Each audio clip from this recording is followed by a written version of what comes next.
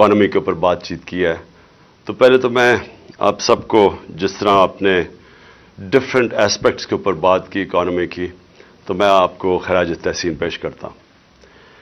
دیکھیں، میں جو اکانومی کے حالات ہیں، پہلے میں آپ کو سب کو ریمائنڈ کروا دوں کہ ہم جب 2018 میں آئے تھے تو حالات تب بھی بہت برے تھے، اور جو سب سے بڑا مسئلہ ہمارے سامنے تھا وہ کرنٹ اکاؤنٹ ڈیفیسٹ تھا، کیونکہ پاکستان پھنستا ادھر آ کے ہے۔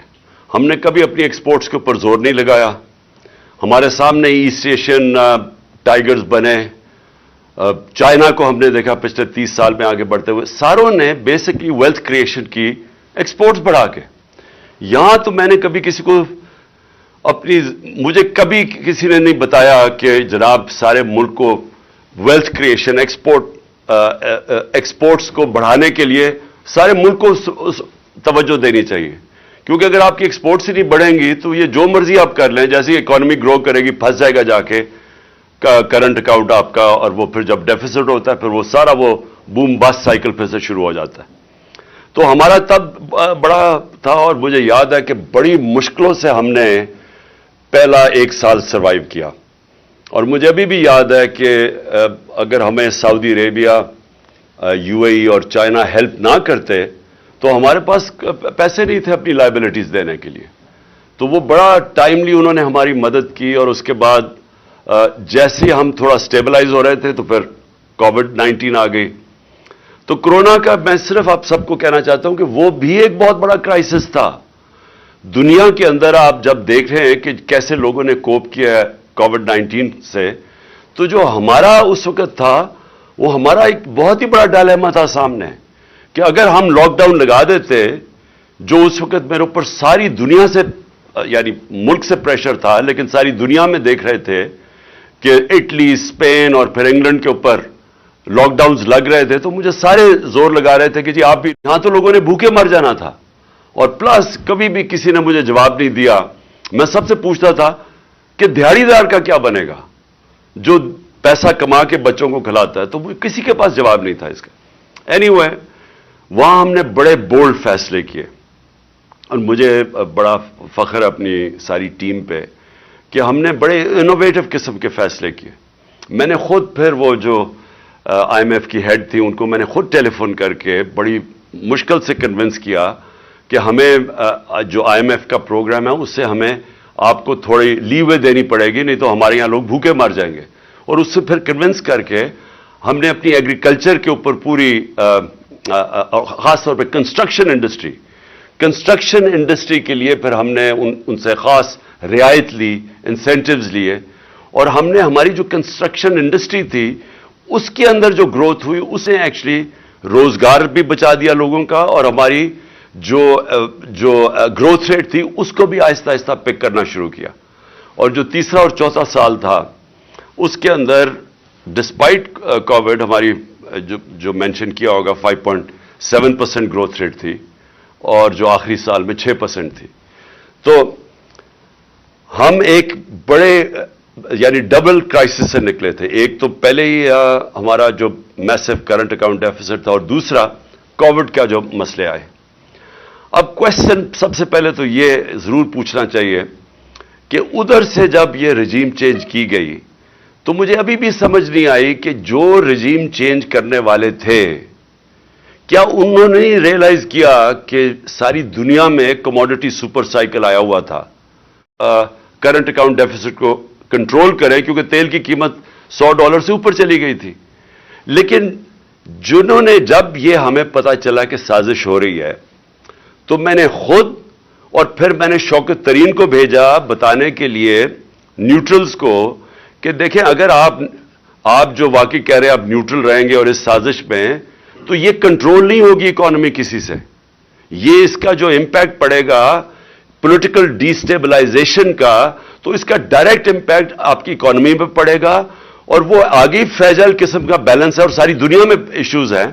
تو یہ جو اکنامک مینیجرز جن کو ہماری جگہ لایا جا رہا ہے، ان کا تو ٹریک ریکارڈ 30 سال کا ہے۔ وہ کون سا گولڈن ایرا تھا جب انہوں نے کوئی اکانومی کو بڑا اچھا سنبھالا تھا کیونکہ 90s کے اندر ڈاکٹر عشرت حسین اپنی کتاب میں لکھتے ہیں کہ 90s سے پہلے پاکستان تو سارے سب کانٹیننٹ میں اکنامک انڈیکیٹرز پاکستان کے بہتر تھے. 90s میں ہم پیچھے جانا شروع ہوئے جب سے یہ دو خاندان آئے ہیں.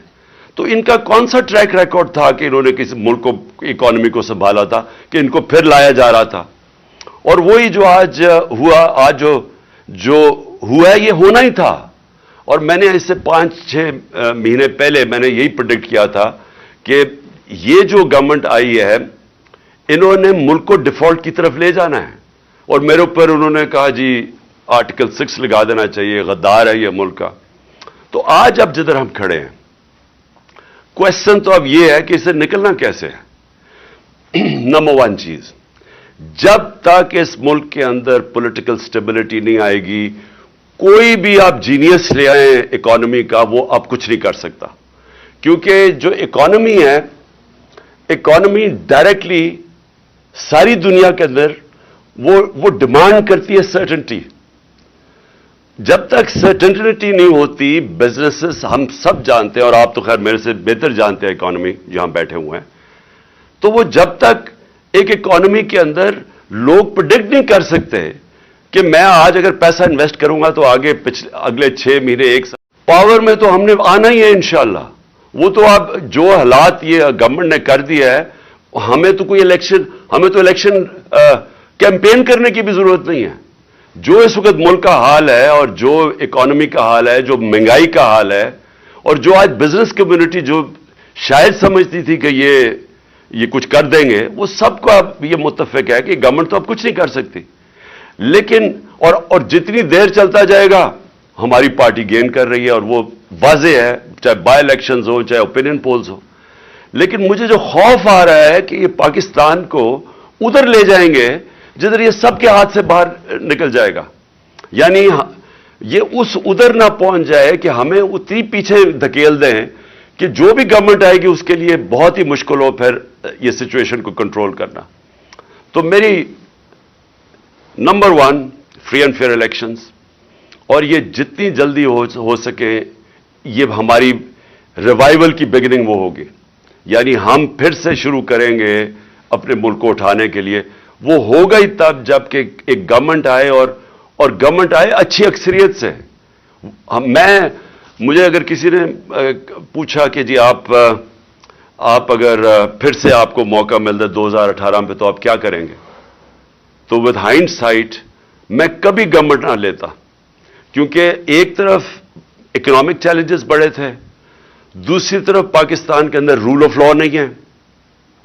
تو کمزور گورنمنٹ کے ساتھ تو یہ آپ کر ہی نہیں سکتے، رول آف لا ہی نہیں اسٹیبلش کر سکتے. آپ یہ اکنامک چیلنجز فائٹ کر ہی نہیں سکتے جب تک آپ کی اسٹیبل گورنمنٹ. وہ پھر سب سے پہلے رول آف لا امپلیمنٹ کرے. میں ایک اکانومی کی اب بات کر رہا ہوں. اکانومی جو ہے، جو پاکستان کی اکانومی کے مسائل ہیں وہ ریلیٹڈ ہے رول آف لا سے. جب تک رول آف لا نہیں ہوتا آپ کی گورننس ٹھیک نہیں ہو سکتی. یہ جو مافیاز بیٹھے ہوئے ہیں پاکستان میں، ہر جگہ مجھے جو سب سے بڑا پرابلم کیا ہے، مافیاز ہیں. میں FBR کے اندر شروع میں ہم ٹیکنالوجی لانا چاہتے تھے، ہم کوشش کرتے رہے کہ وہ ٹیکنالوجی کا استعمال کر کے ہم اپنی ٹیکس کلیکشن بڑھائیں. آپ یقین کریں کہ 1 سال تک ہر وقت وہ سیبوٹاج ہو جاتا تھا اندر سے. اندر لوگ بیٹھے ہوئے تھے جو نہیں لانا چاہتے تھے، کیونکہ پریزنٹ سسٹم سے اتنا زیادہ اس میں پلفریج ہے، وہ ٹیکنالوجی نہیں آنے دیتے تھے. جب اینڈ میں مجھے افسوس یہ ہے کہ جب فائنلی ہم نے یہ بریک ڈاؤن کر کے اور ہم پہنچ گئے ٹریک اینڈ ٹریس سسٹم پہ، یہ جو سیلز ٹیکس کی ایویژن ہے وہ بلینز اور بلینز میں ہے، وہ ہم نے جب ٹیکنالوجی وہ لے آئے. اور دوسرا پھر ہم نے یہ ڈیٹا بیس، نادرا کے ڈیٹا بیس سے ٹیلی کر کے، شوکت تری نے پتہ نہیں مینشن کیا یا نہیں، ہم نے آئیڈینٹیفائی کیے ٹیکس پیئرز جو کہ اچھے لائف سٹائل ان کا تھا لیکن زیرو ٹیکس دیتے تھے. وہ ہم نے بیس بڑھانے کے لیے ادھر ہم پہنچے تو انفارچونیٹلی تب ہماری گورنمنٹ گرا دی گئی. ریئلائز کیا ہمارا مائنڈ سیٹ ہی نہیں ہے اس چیز کے اوپر. یعنی کئی میں آپ کو مثالیں دے سکتا ہوں کہ جدھر ایکسپورٹر ملک کو بینیفٹ پہنچا رہا ہے، ڈالرز لے کے آ رہا ہے، لیکن اس کے لیے ہر قسم کا جو ہمارا سسٹم ہے رکاوٹیں پیدا کی ہوئی تھی. تو جو ایک مائنڈ سیٹ اب چینج کرنے کی بات ہے کہ سارے ملک کو ہم نے لگانا ہے کہ ہم ڈالر کیسے زیادہ ملک میں آ سکتے ہیں. ہم نے ریمیٹنسز بڑھائی, ہم نے انسینٹیوائز کیا اپنی اوورسیز پاکستانیز کو, انہوں نے بینکنگ چینل سے پیسے بھیجے تو ریکارڈ ریمیٹنسز بھی آئیں. لیکن اس سے بہت کچھ اور ہو سکتا ہے. سب سے بڑی چیز یہ ہے کہ جب رول آف لا ہو تو ہمیں انویسٹمنٹ آئے گی باہر سے. میری کنٹینشن یہ ہے کہ 10 بلین بیرون پاکستانی ہیں. اگر ہم ان میں سے 20 لاکھ کو بھی 15 لاکھ کو بھی اگر ہم ان کو انویسٹمنٹ کے لیے لے آئیں پاکستان میں, تو وہ ہمیں, میرے خیال میں وہ اتنا زیادہ پیسہ لا سکتے ہیں کہ ہمیں ضرورت نہیں ہے کسی سے پیسے لینے کے لیے. لیکن ان کا, اور اب اوورسیز پاکستانی سے پوچھیں, کیونکہ میرا ان سے انٹریکشن ہے, انہوں نے مجھے شوکت خانہ میں مدد کی, نمل یونیورسٹی میں 30 سال سے میرا انٹریکشن ہے, پی ٹی آئی میں جس کو یہ فورن فنڈنگ کہتے ہیں, یہ اوورسیز پاکستانیوں نے ہمیں فنڈ کیا. آپ ان سے پوچھیں کہ کیوں نہیں انویسٹ کرتے پاکستان میں, دبئی میں چلے جاتے ہیں انویسٹ کرنے کے لیے. یہی پاکستانیز آپ دیکھیں گے ملیشیا بھی انویسٹ کرتے ہیں, پاکستان نہیں آتے. ایک وجہ ہے, کسی کو کانفیڈنس نہیں ہے کانٹریکٹ انفورسمنٹ پہ. ان کو یہ خوف ہے کہ ان کے ساتھ کوئی فراڈ ہوگا, اور ہوتے ہیں. زمین پہ ان کے قبضے ہو جاتے ہیں, پلاٹس پہ قبضے ہو جاتے ہیں. تو اگر آپ نے کوئی کاروبار شروع کرنا ہے, ان کو کانفیڈنس ہی نہیں ہے کہ یہاں ان کو پروٹیکشن ملے گی پاکستان کے انصاف کے نظام سے. میں اگر آپ کو سارا سم اپ کر دوں اینڈ میں, کہ دیکھیں جدھر یہ لے کے جا رہے ہیں پاکستان کو, مجھے قانون کے نیچے قانون کی بالادستی قائم کرنی ہے. اور یہ نمبر 1 چیز ہوگی جو, اور یہ آسان نہیں ہوگا کیونکہ جو طاقتور ہے وہ آرام سے قانون کے نیچے نہیں آتا. لیکن اگر ہم نے یہ شروع کر دیا تو جیسے جیسے لوگوں کو کانفیڈنس ہوتا رہے گا پاکستان کے جسٹس سسٹم میں, تو یہاں انویسٹمنٹ کی کوئی کمی نہیں ہے. کیونکہ 22 کروڑ لوگ ایک بہت بڑی مارکیٹ ہوتی ہے. یہ مجھے سیمنز کا مجھے چیئرمین ملا ادھر ڈیووس میں, تو وہ میرے سے پوچھ رہا تھا کہ کیوں نہیں سارے اس وقت ساری دنیا کی بڑی بڑی ملٹی نیشنلز کے ہیڈ کوارٹرز پاکستان میں ہونے چاہیے. آپ کا 22 کروڑ کی آپ کی آبادی ہے, لیکن آپ اس کو جب آپ آگے بڑھیں گے تو ایونچلی وہ آ جائے گا کہ ان کو پاکستان کے سسٹم میں کانفیڈنس نہیں ہے. تو ایک ہمیں سٹیبلٹی چاہیے, ایک گورنمنٹ آئے جو کہ 5 سال کے لیے آئے اور سٹیبل گورنمنٹ ہو. اس کے بعد وہ انفورس کرے رول آف لا, جس کے اندر بزنس کی پروٹیکشن کے لیے کانٹریکٹ انفورسمنٹ. اس کے لیے اگر آپ اسپیشل کورٹس بھی بنانے پڑیں, لیکن جو ایکسپورٹ انڈسٹری, جو بھی انویسٹ کرتا ہے ہماری ایکسپورٹ انڈسٹری کے اندر, ان کو اسپیشل انسینٹیوائز کریں. جو بھی آگے سے اگر کبھی, جو میرے سے ایک غلطی ہوئی وہ اینڈ میں ہم نے کرنے کی کوشش, مجھے شروع میں کرنا چاہیے تھا کہ آگے سے جو بھی ہم اب ایمنسٹی کبھی دیں تو ایمنسٹی صرف ایک ہونی چاہیے کہ جو بھی اپنا پیسہ انڈسٹری میں لگائے گا اسی کا صرف وہ بلیک کا پیسہ وائٹ کر سکتا ہے. یعنی ہم سارا ڈائریکشن اپنے ملک کا ویلتھ کریشن میں لگائیں, انڈسٹری میں لگائیں. بزنسز کی رکاوٹیں جو ہم دور کر رہے تھے اسمال اور میڈیم انڈسٹری کے لیے, ہم نے خاص طور پہ اینڈ میں میٹنگز دیتا تھا, ان کی گلوٹین کرتے تھے, جو ڈفرنٹ ریگولیشنز ہیں جو ان کے لیے کاسٹ آف ڈوئنگ بزنس میں اضافہ کر دیتے تھے.